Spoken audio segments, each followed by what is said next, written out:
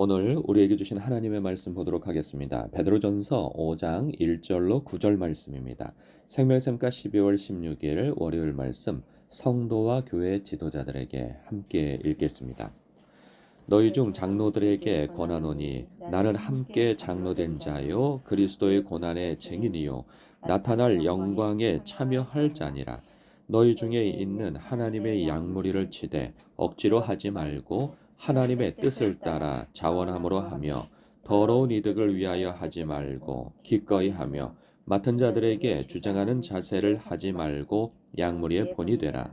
그리하면 목자장이 나타나실 때에 시들지 아니하는 영광의 관을 얻으리라. 젊은 자들아 이와 같이 장로들에게 순종하고 다 서로 겸손으로 허리를 동이라.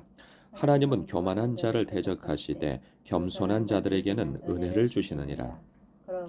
그러므로 하나님의 능하신 손 아래에서 겸손하라. 때가 되면 너희를 높이시리라.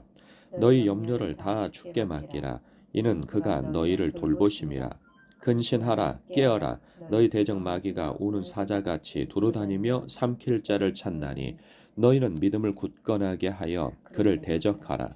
이는 세상에 있는 너희 형제들도 동일한 고난을 당하는 줄을 알미라. 아멘. 어, 교회 영적 지도자들과 그리고 성도들로 표현되어지는 젊은 자들 이렇게 해서 권면하고 있는 말씀이에요. 먼저는 장로들에게 권한다 하며 이 말씀이 시작되어지는데요. 장로들은 오늘날 표현되어지고 있는 그 직분상 장로님들을 대상으로 권면하고 있는 말씀으로도 여겨질 수 있으나 이때에는 지금 같은 이제 목회자로 봐야 되겠죠. 목회자들아, 목사들아, 혹은 영적 지도자들아 이제 이러며 교회의 영적 지도자들을 향하여서 권면하는 말씀이라 볼 수 있습니다. 그리스도의 고난의 증인이요 나타날 영광에 참여할 자로서 나도 서 있다 하면서 먼저 자신을 같은 입장이라 말하며 2절 이하에 너희 중에 있는 하나님의 양무리를 치되 억지로 하지 말고 하나님의 뜻을 따라 자원함으로 하며 사명감으로 하라는 거죠. 하나님께서 너를 세웠고 하나님께서 너에게 맡기신 그 직분에 걸맞는 이 사역을 사명감을 가지고 기쁨으로 감당하라 하는 그 말씀하고 있어요. 이 더러운 이득을 위하여 하지 말고, 그러니까 돈이 목적이 되어져서 일을 하지 말라는 거죠. 그 사역을 감당할 때 기회와 돈을 목적으로 따라 움직이는 사람이 되지 말라 하는 말씀이에요. 돈이 되지 않아도 그게 나에게 있어서 기회가 되지 않아도 하나님께서 뜻하시는 바이고 그 영혼을 구원하는 일이며 교회를 세우는 일이라고 한다면 그것을 선택하라 하는 말씀인 것이죠. 그래서 기꺼이 하며 맡은 자들에게 주장하는 자세를 하지 말고 양무리의 본이 되라. 그 위에 군림하려고 들지 말고 섬기는 자세와 마음가짐과 태도를 가지고 그 사역을 감당하라 하는 것이죠. 저도 목회자로서 지금 이 말씀에 따라 이렇게 목회를 하고 사명감을 가지고 기쁨으로 이렇게 사역을 하려고 참 노력하고 있는 바입니다. 그러면 목자장이 나타나실 때에 시들지 아니하는 영광의 관을 얻게 되어진다는 말씀을 주고 있어요. 그렇지 아니하면 똑같이 이 겉으로는 열심히 일하고 어떤 열매를 얻은 것 같고 크게 무슨 일을 한 것 같아도 이러한 중심과 마음가짐으로 사역을 감당하지 않으면 마지막 때 마태복음 7장에서 언급되어져 있는 것처럼 내가 너를 도무지 모르겠다 하는 예수님의 그 무서운 말씀이 있게 되어지는 것이죠. 주여 내가 주님의 이름으로 선지자 노릇하고 주님의 이름으로 권능을 행하지 아니하였나이까? 그러니까 겉으로는 굉장히 큰 일들을 행한 거죠. 그러나 주님의 반응은 내가 너를 도무지 모르겠다. 너는 네가 좋아서 한 것이고 네 욕심 따라 한 것이고 네 뜻대로 한 것이 아니냐. 그것은 너의 일이었지 나의 일이 아니었다. 내가 널 도무지 모르겠다. 이리 말씀하신다면 이건 너무나도 두려운 일이 아닐 수 없습니다.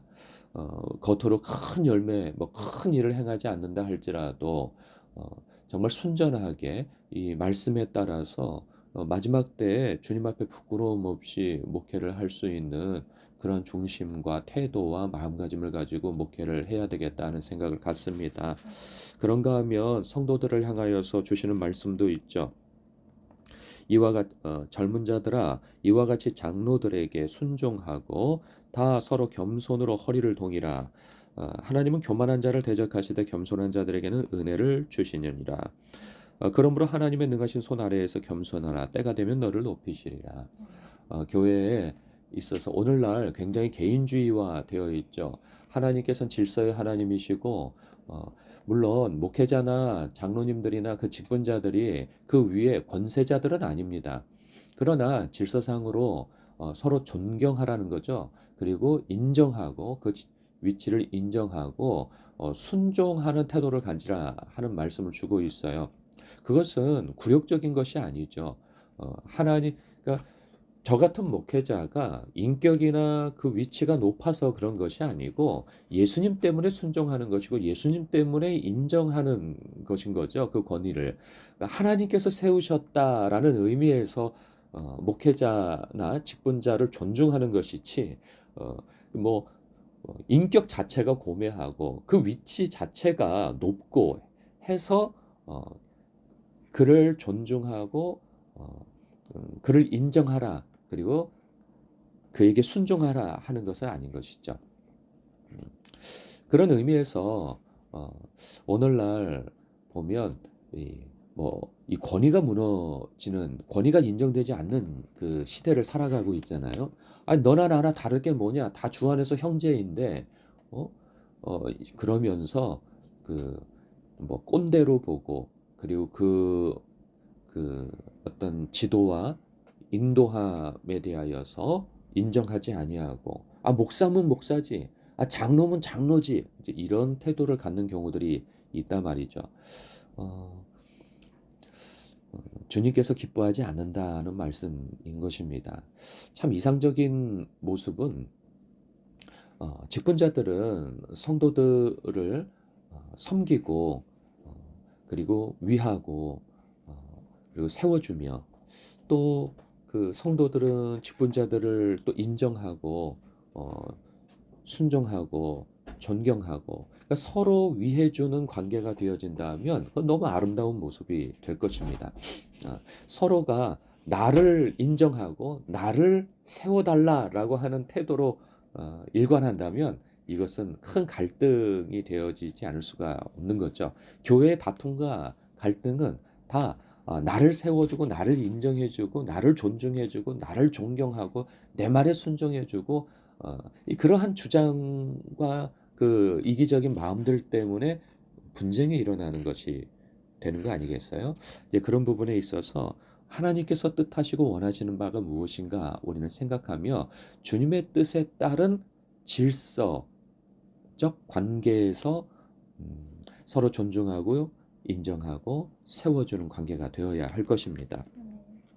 그러면서 7절에 이런 말씀을 또 주고 있어요. 너희 염려를 다 주께 맡기라. 이는 그가 너희를 돌보심이라. 하나님께서 우리를 지키시고 보호하시는 하나님이시라는 거죠. 하늘 아버지가 되신다는 말씀을 주고 있어요. 염려를 다 주께 맡기라 말씀하고 있어요.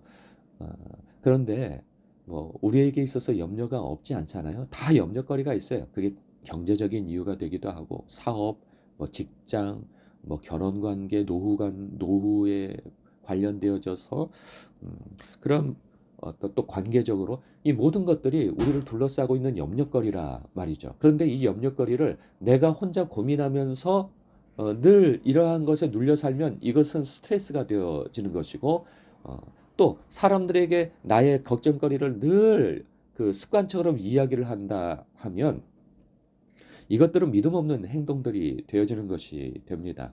그러나 이것을 이 염려거리를 하나님께 말씀드리면 이것은 기도가 되어지는 것이죠. 그래서 주님께 맡기는 일이 되어지는 겁니다. 우리가 우리의 일상에 있는 그 모든 그 염려거리들을 하나님께 말씀드리는 그 기도의 삶을 사는 것 너무 중요하다는 생각이 들어요. 그래서 우리 하나님은 우리를 지키시고 우리를 돌보시는 하나님이신 것을 믿고 나의 염려를 다 주님께 맡기는 그러한 태도를 갖는 거 참 중요하다는 생각을 갖습니다. 뿐만 아니라 8절과 9절을 보면 오늘 말씀을 이렇게 아우르는 말씀이 될 수 있어요. 그 뭐냐면 근신하라 깨어라 말씀하고 있어요. 왜? 너희 대적 마귀가 우는 사자같이 두루다니며 삼킬 자를 찾는다는 거예요.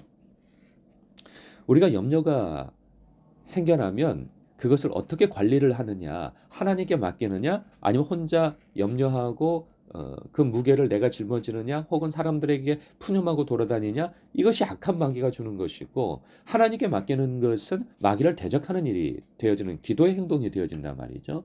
뿐만 아니라 이 교회 안에 이 관계도에서 장로들은 직분자들은 오늘 말씀하신 대로 이렇게 행동하느냐 아니면 주장하는 자가 되어질 것이냐 군림하는 자가 되어질 것이냐 그리고 기회와 물질을 쫓아 사는 사람이 될 것이냐 이거 악한 마귀가 유혹하는 방향으로 가는 것이 되잖아요.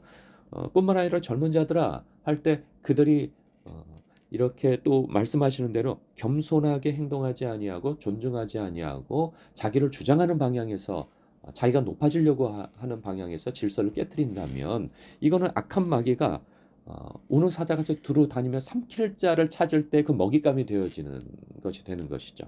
그럴 때 우리는 근신하고 깨어 있어야 할 태도를 가져야 되는 거예요. 근신하고 깨어 있는 태도는 다른 것이 아닙니다. 말씀과 기도로서 깨어 있을 수밖에 없는 거예요.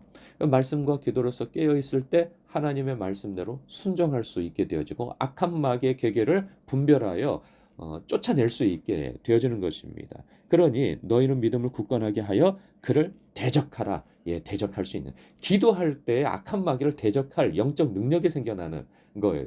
기도하지 않으면 이게 똥인지 된장인지 이게 죄인지 하나님이 기뻐하시는 건지 싫어하시는 것인지 분별이 안 되어져요. 그리고 악한 마귀가 감지되어져도 대적할 엄두를 내지 못한다 말이죠. 이게 영적인 일인지 육적인 일인지 분간이 되지 않으니 말이죠. 그러니 우리는 기도와 말씀으로 깨어 있어야 하는 것입니다. 그리고 우리가 정말 그 마음속에 가져야 할 마음이 또 하나가 무엇이냐면 세상에 있는 너희 형제들도 동일한 고난을 당하는 줄을 알미라. 왜? 여러분, 이 나만 고난 당한다고 생각하면 사람이요. 왜 나만 이런 어려움을 당해야 돼? 라고 하는 이 상대적 박탈감과 고립감을 갖게 되어진단 말이죠. 우리가 인정해야 할 것은 무엇이냐면 나만 이런 고난을 당하는 것이 아니라는 생각을 가져야 되는 거예요. 오히려 반대로 많은 성도들이 나와 같은 고난 혹은 더 큰 고난 가운데에서도 믿음으로 견뎌내고 또 말씀과 기도로서 근신하여 깨어 하나님 앞에 이 문제들을 해결해 가고 있다는 사실을 알 때 나도 그렇게 해야지라고 하는 생각을 가질 수 있는 것입니다. 악한 마귀는 그래 너 혼자만 고난 당하는 거야. 이거 억울하지 않아? 이런 생각을 준단 말이죠.